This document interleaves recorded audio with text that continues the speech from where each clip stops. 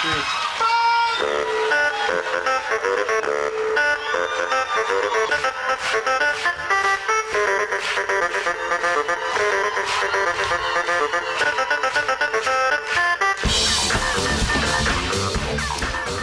Hello and welcome back to SuperCoach Edge. I'm Damon, and with us, as always, is Liam. How's your team shaping up so far, kind co-host?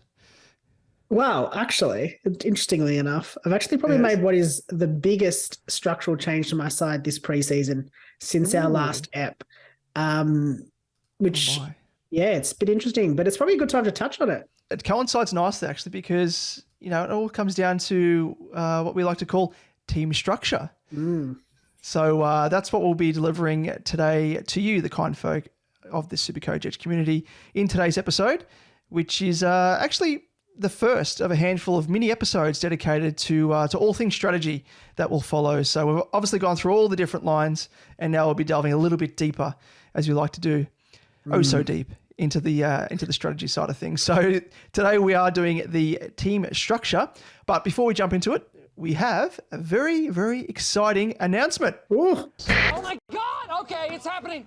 Everybody stay calm. What's the procedure, everyone? What's the procedure? Stay calm! Wait. Everybody calm down! We can officially announce not only have we hit the first subscriber benchmark of 250 on our way to 500 by round one, we've absolutely smashed it. I think at the moment, yeah, that's right. Raise the roof. you. I think we're at the moment around about 280-ish. Awesome work by everyone jumping on board and getting involved. Off the back of that, it means that it's time to unveil the giveaway that we'll be doing, Liam. Yes, when we both know how valuable a SuperCoach Plus membership is in getting that valuable access to data such as trade insights, historical averages, especially versus certain opponents, projections, which, you know, sometimes we mock, but much more throughout the season. It gets more and more valuable as the season goes on. So we're going to give away a free yearly subscription at random to one of our lucky subscribers. So how do we pick this random subscriber, you may ask? How? Yes, I ask. Liam, how? Thank you. Thank you for asking, Damon. All you have to do, and actually it doesn't work for you, you can't do it. I'm banning you. All you have to do is qualify. To qualify is comment below this video on YouTube answering the question as to who you think this year's biggest breakout contender will be. Obviously, make sure that you're subscribed to the channel because otherwise, it's not going to work. That's the whole purpose, yeah. That's it. That's it. Trying to build a community here, folks. Got to be involved in the community. And that's it. It's as simple as that. Yep, absolutely. So given we are celebrating, of course, our YouTube subscribers, it's probably no surprise. This is a YouTube-only competition. So for any regular listeners to our podcast, and we have quite a few dedicated listeners, so thank you. But this giveaway does extend to you also. So get involved by commenting on this episode on YouTube in the comments section below. And subscribe if you haven't already, as we just said, because otherwise it just defeats the purpose and you're not a part of the community. You've got to be a part of the community for us to give back to you in the community. So it's really that simple. And for those that have already signed up to SuperCoach Plus, we'll happily cover your subscription for 2024. So, you know, we're just delving ahead. So we're not just, you know, the current people. That's what we do here at SuperCoach Edge. We delve forward.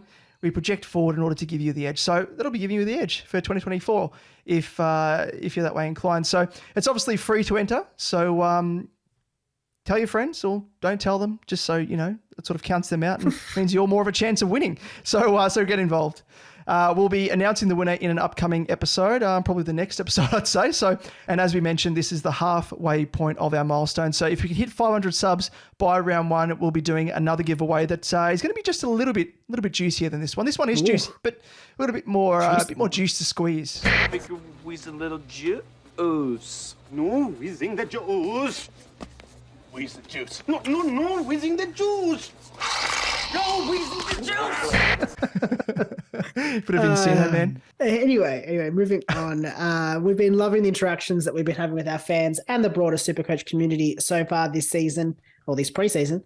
So to get involved in discussions, make sure you hit us up via our social channels. You'll find us on Twitter at @supercoach_edge, Damon at DamoJ88, myself at Liam Evans _95, Facebook, Instagram, and TikTok. Search SuperCoach Edge and you'll find us there. Yes, and also feel free to send us a screenshot of your team, as we're always happy to provide any handy feedback where we can. There's been a few people doing that, actually, hitting us up sneakily on Instagram, which I don't know if you saw, but we had someone sneak through. It was almost like an essay. So kind of my kind of person, where I send a text is usually an essay.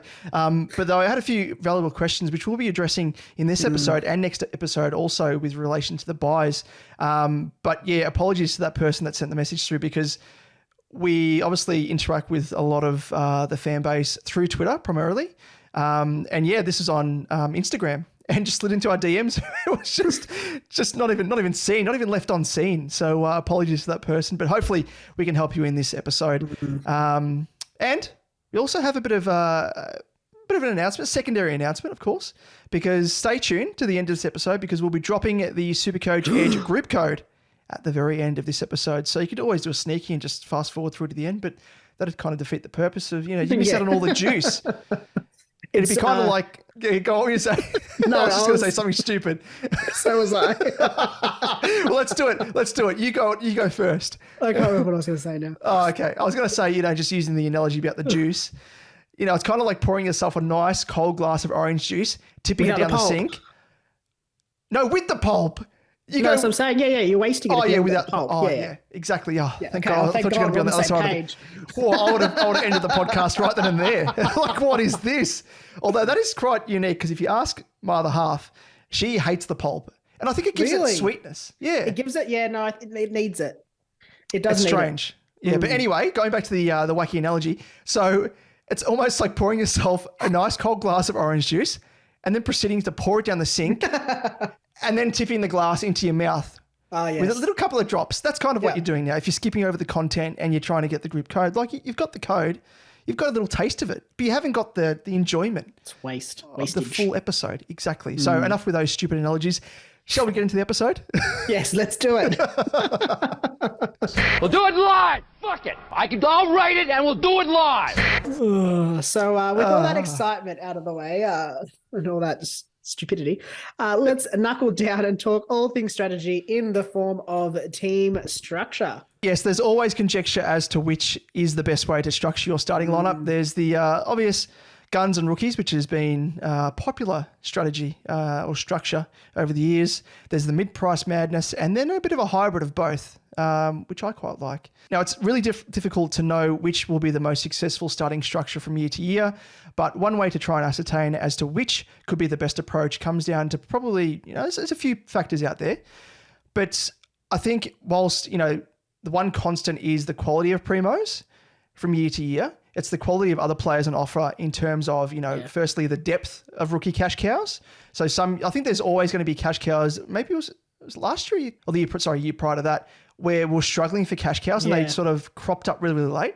It might have been last year, maybe. Last year, I think. I can't recall, but there was one of those. It was either last year or the year before, and we were like struggling. We're like, the guns and rookies structure isn't going to work, and then we were blessed with so many cash cows. But then the other side of the coin is looking more broadly at the value or the level of value of those mid-price options. And I reckon this year, as we'll run through, is probably the one year where we're getting a fair bit of juice, just to continue that analogy of juice, when it comes to mid-prices. So let's first look at the all-out mid-pricer approach. So, I reckon it's probably a pretty simple answer here in order to, upgrade your team throughout the year, which is, of course, the sole purpose of SuperCoach. You start with your Premos, you've got some rookies, a couple of maybe mid-prices. But if you go harder on the mid-prices, I think it's going to be hard to sort of max out your team. The all-out mid-priced approach, I think there's probably a consensus there. It simply doesn't work. You got to at least have some rookies in tow. Main reason is, the mid-price approach, as a collective, those mid-prices won't be appreciating enough in value in order to upgrade. So why, you may ask? Well, the main reason ties in with the higher priced the player, the more points they need to average in order to generate the same level of money as a rookie. So as an example, in order to appreciate to, 150K, which is, of course, the magic number that someone has to reach in order to trade them in, because that's the value we put on trades in SuperCoach. As an example, the 123.9K priced Darcy Wilmot, for example, only needs to average roughly 49, while, say, Nat 5, who's priced at 313.6k, needs to average 84 in comparison to hit that 150k benchmark. So that kind of gives a bit of a fair idea as to why rookies are so valuable as stepping stones to upgrading your team, and why it's really hard anyway for mid-prices across the board to make money. While some will, majority simply just won't be able to. So we can probably strike out the all-out mid-price strategy from the list due to needing rookies to some extent. So in that case, what of the guns and rookies approach? But first, Liam, before you delve into that particular structure, did you have anything to add? I love mid-price madness. We all do, though. I think I love how like every year there's always like an article, or there's always like all these tweets being like, is this the year that mid-price madness will be like the best? It's this year, and I'm like, it's every year we have an article, and every year everyone's like, yeah, nah, probably not. Yeah. Like, yeah, a couple of mid prices, but not a team of mid prices. I mean, I see the logic in theory. It's spreading your cash. Yeah, spreading your cash. So like, you know, theoretically, if you had all mid prices, you're probably going to average theoretically the same points round to round, but you're just not. It's not how it works in reality. A lot of those mid prices as well, like they either are at a stage in their career where they're yet to take the next step to being a primo, and there's the risk there that they actually won't. And then there's mid prices that were actually fallen premiums that are coming off like a year-long injury, or it's like a Nat 5 who we spoke of just there, who's had injuries like en masse across the journey and is dropped down to that juicy price point, but comes with that spectre of injury risk. So, you know, again, the risks that come with a lot of these mid prices, I think. Yeah. Or they're just really not SuperCoach relevant players who are just going to bang out that 50, 60, 70 score. That's, you know, that's their score. So I mean, it's something that you need to consider mid prices in your team, but not a team of mid prices. Yeah. And that's where I think guns and rookies comes in. Let's chat about guns and rookies. And this is probably the most popular team structure, and probably the longest, most popular team structure. Obviously, as the name suggests, you get the rookies to make you bulk cash, but you also get the guns, or in this case, the best primos, to deliver you the super solid and consistent scores from week to week. So the main upside here obviously speaks for itself. The more rookies means that you have more cash, which you can generate, obviously, but the key concern, obviously, is their scoring, and this leads to the biggest shortfall of the guns and rookies method.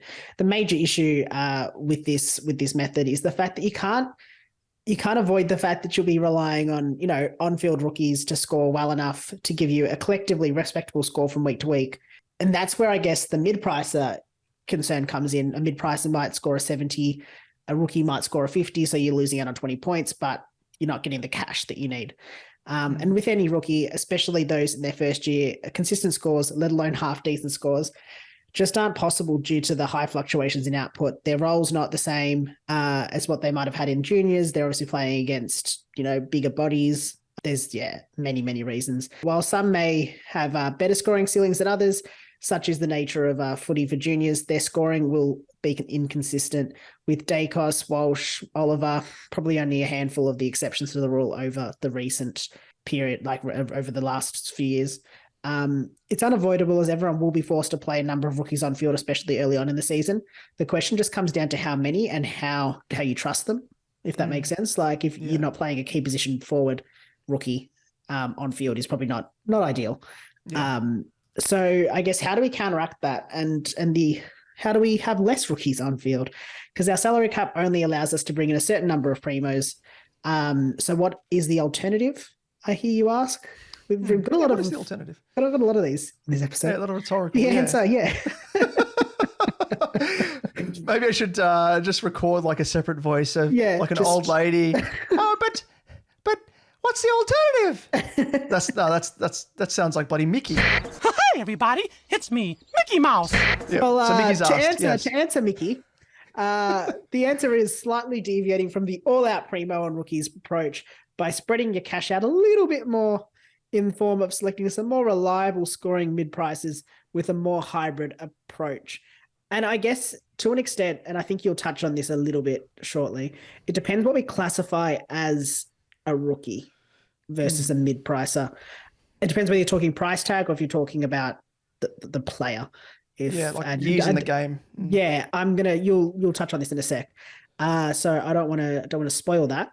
However, with the number of rookie-priced mature age players, I'll just ruin it now. Actually, available in 2023 being more than most years, this could be the season for a bit of an exception to the rule. Maybe could it, Damon? Yes. Well, yeah. It's very much blurring the lines between what a traditional rookie is and what these, I guess, new age rookies are, especially this year with, as you mentioned there, the mature age players being rookie price. So I guess to that point, I'm probably, when you speak of the hybrid approach, I'm more of a fan of the hybrid approach. But yeah, I think you make a great point, about those mature age players being rookie price, because just rolling off a few names, we have probably more available than ever before. So we've got Oscar Allen at 210.2K.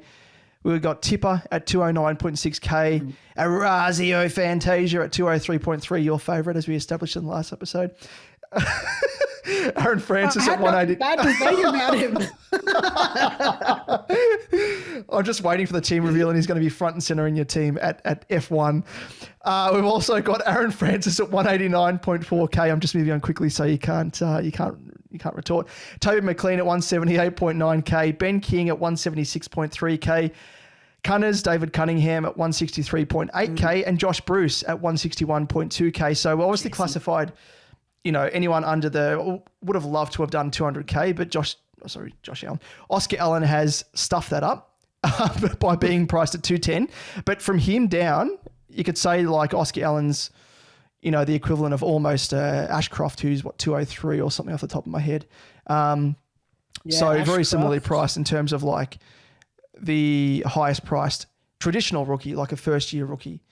Ashcroft is 202, so he's just off. Yeah. All those players there have obviously been in the game for a number of years. Josh Bruce is probably the oldest of the lot there, maybe Fantasia.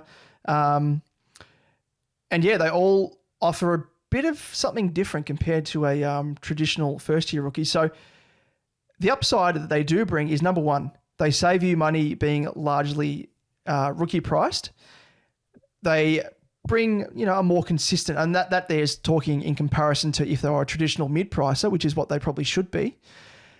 Two, they bring a more consistent and high-scoring base from week to week compared to a genuine first-year rookie. And as an extension of the last 2 points combined, their likelihood to appreciate to that, that magical 150K mark is increased, given they won't have as much trouble to hit the lower rookie-priced average required to make that money, given their low price point. So this is, of course, countered by the fact that all of those players do come with risks, having question marks over them in terms of, either long-term injuries, coming out of retirement in Tipper's case, or being extremely down on form in the case of, say, Aaron Francis. Yeah. So just to reel off, I'll just pull up the spreadsheet here before. I think just touching on that quickly, though, like looking at those players, as you said, they're gonna have that more consistent scoring base. It might not be necessarily high, but it'll be higher than what you'd expect some of those rookies in that similar position to have, like a traditional rookie. I mean, a first-year player or a first player playing their first game, if that makes sense, or first season of playing. So they're going to have that. They have question marks, and these guys, probably a lot of this list would probably traditionally be a mid-pricer, as you said, and they'd be a mid-price because they're going to pump out that 60, 70 average, and that's it. They're not going to do much more than that. But that's why you're looking at them this year, because they can come back in. They can probably pump you out a consistent 60. They'll they'll go up in cash as much as we need, and then we can, move them on and thank them for their service. Yep. Spot on, exactly. And just comparing, there's a nice example here and a similar price point. So Mateus Philippou is priced at 166.8K, and he has to average, in order to get to that 150K mark, 57.54. Compare that to Josh Bruce, who's priced 5.6K less than him at 161.2K, and he has to average similarly 56.52 or thereabouts, as we've done the sums there. So a first-year player who's expected to make that same mark up against Josh Bruce, who's been in the game for God knows how long, for I think it's about 7 years or thereabouts. And we had put up a post today actually on across our social channels, and there's the word that he may go back into defense. And his first 3 years in the game, Josh Bruce, actually averaged around about the 56 to 57 mark as it was anyway. So that's kind of his flaw, playing in that role. So at the very least, do you think he's going to make an easy time of making the 150K compared to a Philippou who has to adjust to the game style in his first year of senior footy? We don't know the role riggers, the same way, yeah. Exactly right. The role, especially with him, like could be played up forward, given he was doing that in his juniors, could play some sparing time in the middle. But just comparing both of those, like that's probably a really good example to give a bit of an idea as to what we're going on about here, as to why these guys are so valuable. And I reckon come the end of the season, we'll be looking back and the person that started the right sort of combination of these players, as opposed to, the genuine first year rookies, I reckon this could be potentially a secret to unlocking or taking out the title in 2023. Yeah, I agree. I think it's not as simple as just starting all of these guys. That'd be very risky. A lot of them are forwards as well. So, I think they're all forwards on that list. So you're going to struggle to start them all because your forward line would look not great. Actually, they could potentially start all of them because there's 8 there. So okay, all right, you could start them all. 6. Probably wouldn't do it, but you could. Don't do it. Don't do that. No. But yeah, I guess that lends itself. It just depends what you want to kind of classify these as, and I think there's been a little bit of debate on Twitter about it as to whether they are rookies because of their price. What makes a rookie? Is it price or being a rookie as such? Yeah. So depending on how you want to look at it, you could classify, if you use these guys, you could say it's a hybrid model. If not, you could say that it's a guns and rookies model because they're really rookie priced. But that's really semantics. It doesn't make a difference. Let's chat about the hybrid approach though. And that's probably the most popular structure, I want to say, of the lot. And so that obviously, as the name speaks, as it says for itself, it combines elements of guns and rookies and that mid-price strategy.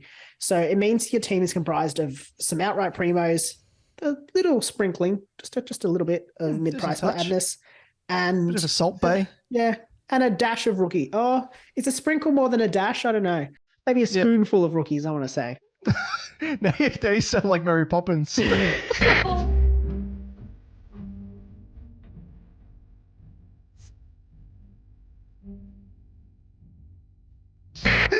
A spoonful of rookies makes the SuperCoach go down. Well, wow, it does. Technically. It does. Yeah. Because it makes you cash, and feeds into that what we're just saying. Thank you, Mary Poppins. Thank you, Mary Poppins. In terms of genuine mid-prices, we have a few at our disposal with Hopper, the most popular at 332K, and the likes of Yo, Sheed, 5, Taron Thomas, some other popular options. And like the rookie price mature age players we just spoke of, these mid-priced options provide that higher scoring ceiling and more likely a consistent scoring base. So they're not going to have that low floor. They're not going to have as big a fluctuation you wouldn't expect. Or at the very least, you can bank a little bit on what their base of scoring is going to be compared to an outright first-year rookie where you could see highs and lows and it'll be like a... Standard deviations like all over the shop. Yeah, it's gonna be like a, I don't know, whatever this is. A heartbeat? Yeah, that's it. A heart rate monitor. Boop, boop.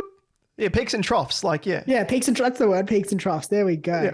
But of course, they come at this discounted mid-price for some reason. Could be injury, could be form, and it could just be that they haven't broken out yet. So they obviously come with a risk. But yeah, I guess that's the 3 sort of models that you could be following, the 3 strategies. So let's have a chat about what our preferred team structure is. Well, I guess for me, the hybrid approach is probably, I see it as more the balanced approach that I prefer from year to year, but can also see merit in the guns and rookies approach, as I think those rookie price mature age players are virtually like mid prices. Like I said, it's kind of like the lines are blurred now. So they're kind of like, what's the saying? Like a wolf in sheep's clothing, a wolf in sheep's. It's kind of like that. Like it's mid prices in rookie clothing. Like it's like that. It's that. Oh, is it Steve Buscemi being like, "How do you do, fellow kids? What? Yeah, it's like an old man with like the cap and the skateboard. the skateboard under his arm. So yeah, that's literally what these mid prices or these rookies are. Yeah, let's refer to them as Steve Buscemi's from now on. So in essence, I guess this structure is inherently hybrid in nature. However, I still think there are mid prices in the true sense of the word, such as Hopper, that can't be bypassed given the upside that they bring. You know, Hopper, for example, has historically shown he's been on the cusp of being a primo with averages 97, 90.9, 95.8. With injuries, really the reason that's disrupted his recent seasons and the reason why he comes in at this discounted price as, you know, a traditional mid-price player. So for me, it's still the hybrid, but edging very, very closely to the guns and rookies approach with some of those mature age rookies taking the spots, otherwise filled by genuine first-year players for me in other years. So I don't know. What about you, Liam? Yeah, I tend to agree. I would normally go very hybrid. Like I'd probably have a rookie. I'd probably have a mid-pricer on each line. At least one on each line. Forwards, maybe a couple, just because I hate, as everyone knows, if you've listened to this podcast before, I hate forwards. Those blasted forwards. And I look at my team this year, and originally it was like that, but this year, as I mentioned, I've restructured it a bit, and it's very much guns and rookies, and I'm classifying all of those Steve Buscemi's as rookies. Just because of their price. Like I'm looking at it purely from a price perspective. They're all rookies. I think I've only got 2 mid prices in Yo and Hopper. And that's actually it. I'm the same. Yeah, whereas normally I would have expected to have probably at least 3 or 4. Have you got Bose? No, I don't. Oh, well, I've got Bose. Yeah, so not even, yeah. I've got so 3. the next cheapest, the most expensive, the next most expensive is Gota at 192. Okay. So yeah, it's very much under 200k at this stage. I think there might be some movement in my team as well, but yeah, I guess that's the big change that I've had from what I've normally done, and I'm kind of okay with it, to be honest. I think I see more value in doing that this year. Oh, as in what, the mid price? Sorry, I think there's more value in going for those non-mid-priced, the Steve Buscemi's. Yep. Yeah, because they present the most value. So they're going to give you that mid-priced, that sort of stuff. That mid-priced sort of what you'd expect from a mid-pricer, Value. but they're going to give you a much lower starting price, which is what you need. Yep, gotcha.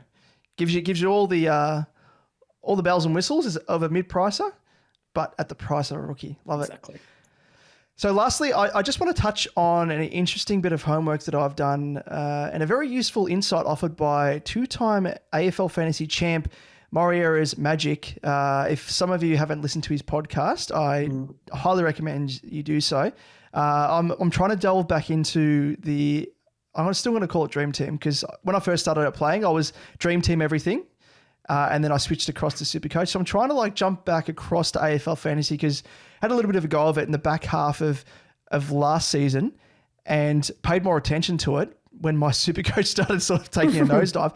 And actually, I reckon I unlocked a bit of from what I've been learning through Moriera's Magic's podcast, is there's a few things that you can unlock which can be applied to SuperCoach as well. So he did touch on the fact that in SuperCoach, we obviously have limited trades compared to AFL Fantasy, where they have unlimited trades virtually from week to week. So you're trading in guys for a couple of weeks, riding their 50k price rise, and then trading them out, which we can't really afford to do with limited trades in SuperCoach.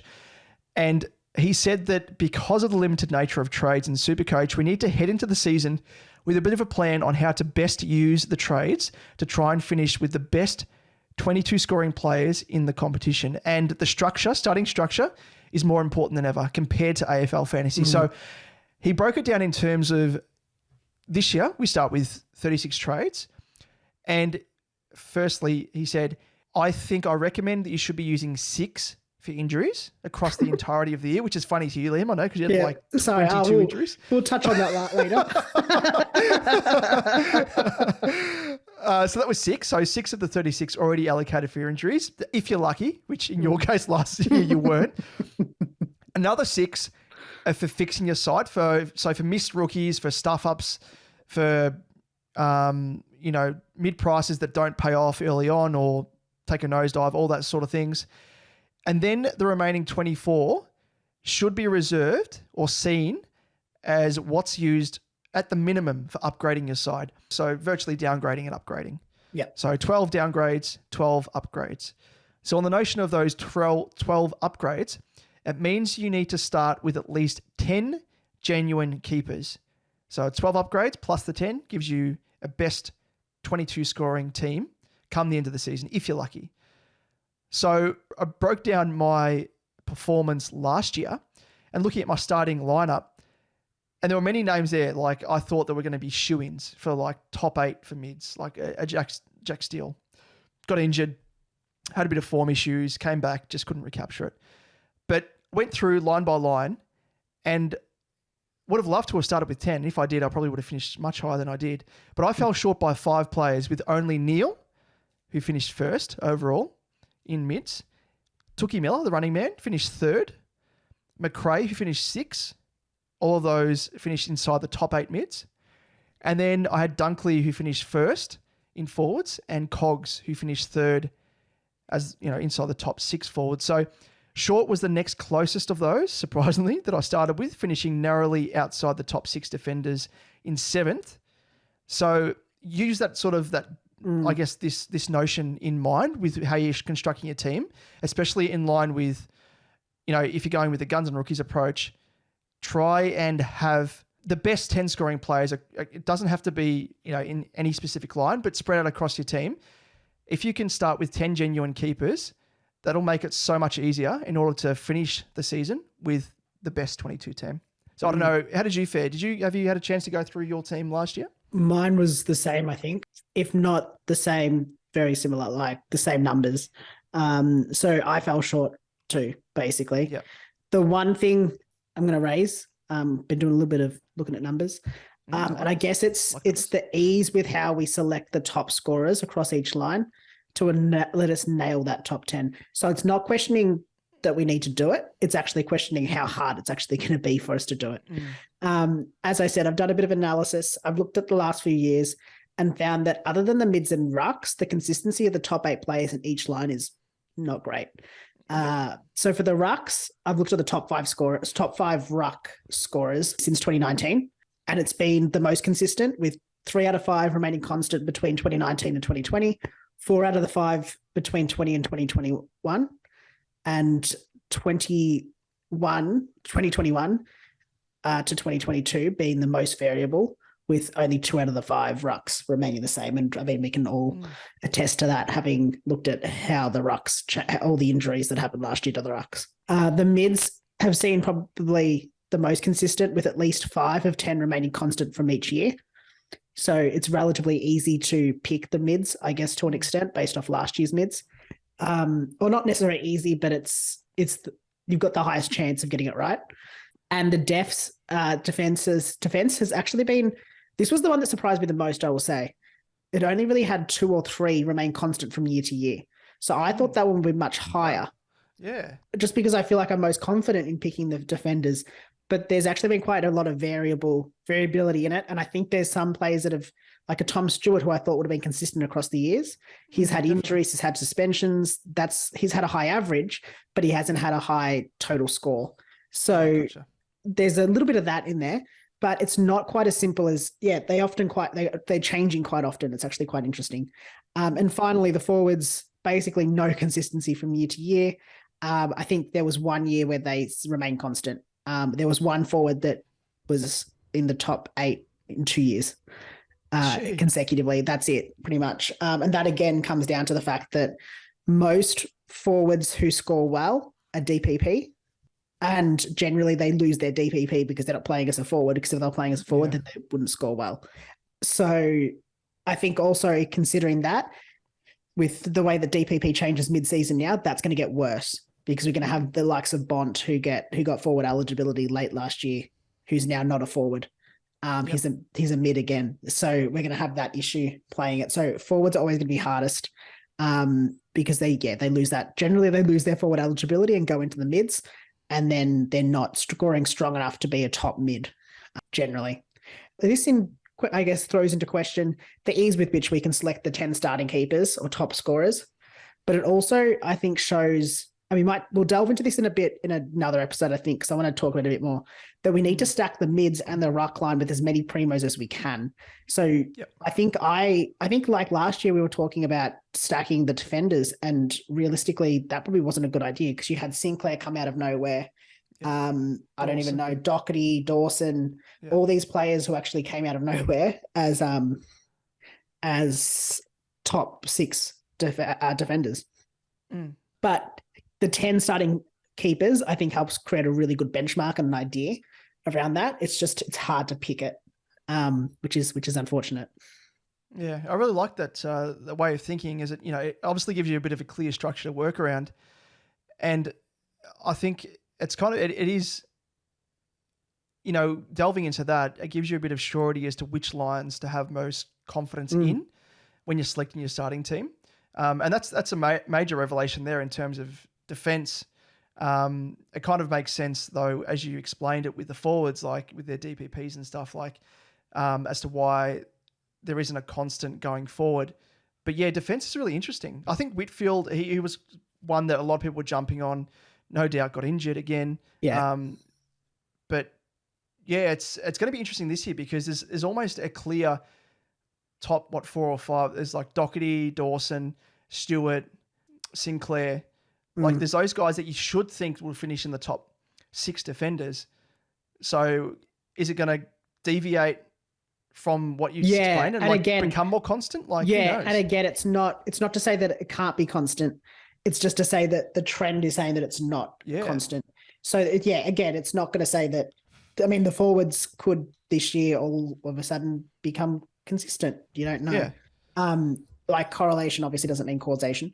And the trend, you can't just base, as we say, what is it? Past performance isn't a reliable indicator of future returns. So you've got to keep that in mind, but it's just something to consider. I think that it is a trend. It has been happening. And so I'm looking at my side and I'm thinking, okay, let's stack the mids a bit more than what I would for the defenders, which is what I was tending towards. And that should hopefully see my end side be a little bit stronger. Yep. No, I love it.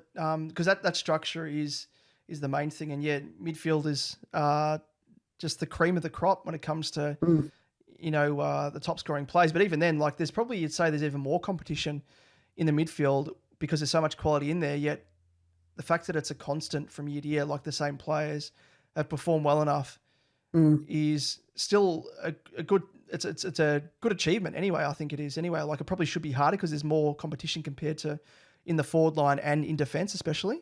So it's really interesting, but yeah, just on the whole structure side of things, I think provides that structure, gives you a bit of an outline as to how to best structure your team. And then I guess from there, you just pray and hope injuries don't derail things beyond the 6 trades we've allocated from in line with Moriera's Magic's breakdown.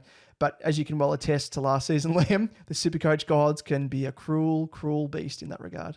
6 trades is, for my last year, seems very low. I think I used 6 trades on just ruck injuries last year.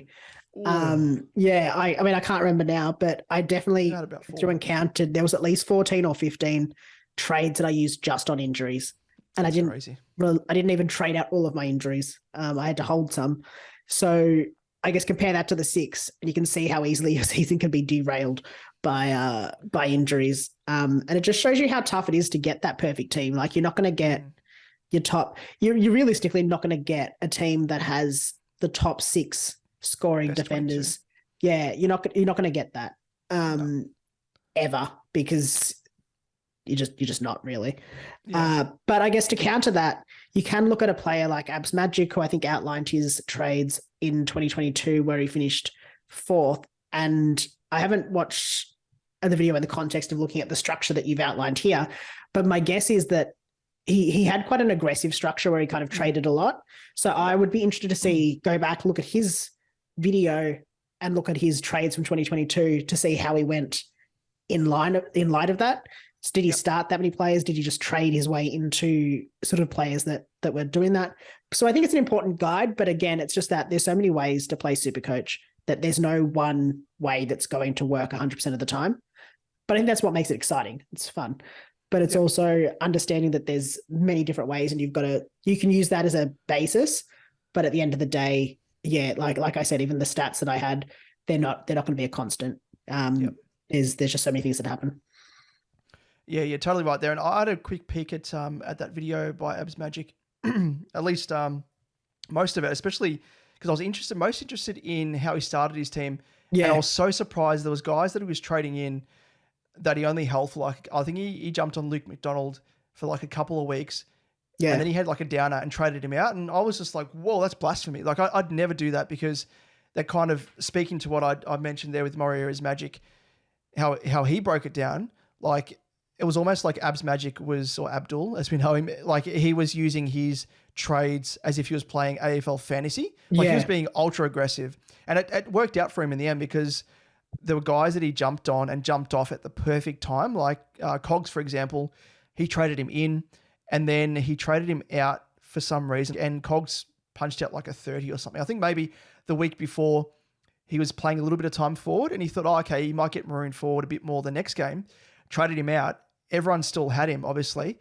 And then that gave Abdul a bit of a leg up. So I think it ties in, just, I guess, putting a little bit of a bow on the first edition of our strategy episode this here, but and sort of forecasts ahead as to what we're looking at in our next episode, because it is touching on a little bit of sort of using trade boost and how to best utilize trades and whatnot. So I'll pass the baton on to you, or the pen in this case, Liam, that I have in my hand, over to you, because apart from trade boost, what else are we looking at for the next episode? Yeah, as you mentioned, we're looking at trade boosts, which I think will be interesting just to chat about them a bit more. We'll also be discussing the buys, and that scares me because I have not considered the buys yet. We've got that extra week of buys as well to contend with in 2023, going from 3 to 4. So we'll be seeing, I guess, we're taking a look at the type of strategies you could take to tackle that week, along with the others to potentially give you a leg up on the competition. We had a DM the other day asking us if we could give an overview of the buys to a SuperCoach newbie. So hopefully this will help them along with others who out there who are new to the game. Yes, look out for that one, of course, as it will no doubt serve as a great refresher for the intermediate, as well as the experienced players too, myself included, as I need to refresh it every single year, because it kind of it goes by the wayside. It's like, oh my God, I've got to select Oliver. I've got to select the running man, Took Miller. And then it's like, oh, wait a second. What does it look like for the buys? And it's always an afterthought. So there's that. And then obviously trade boost were introduced last season. So it's going to be great to discuss how best to use them, because last year I reckon I didn't use them correctly. So we'll be discussing whether, early on or, holding some for later in the year is the best strategy to go with. But as always, if you're keen to join the discussion, we encourage you to do so by commenting below this video if you're watching us on YouTube, and don't forget to subscribe to our channel and obviously get involved in that little giveaway that we are doing. Or alternatively, you can shoot us your comments and questions via Twitter, which is at @supercoach_edge. You can hit up myself at DamoJ88, or you can bother Liam as well at Liam Evans _95. On Facebook, search SuperCoach Edge, and Instagram and TikTok, search SuperCoach Edge as well. Yes, and before we sign up, it's probably a good time to announce the doors to the group league have now been flung open. And to those that did skip to this point of the episode, go back, listen to the whole episode. You've missed the juice. Don't just... Yeah, you missed the juice. You missed lots of juice. We squeezed it. Squeeze the juice. No, whizzing the juice. To join, you can use if you don't like it, you will be liking it. Yes. Sorry, what was the code? To join, use the code 249149. Very easy to remember there. So stay tuned as to what the prize will be for the coach that is victorious. And don't forget to get involved in the random subscriber draw by commenting below this video who your predicted breakout player is, and subscribe if you haven't already to make sure you are fully eligible. Well, Em, I'm off to trade in this Pepsi Max for a nice cold glass of orange juice, I think, because I'm very, very thirsty for that pulpy goodness. So until next week, we'll catch you at the same time and same place. See you guys.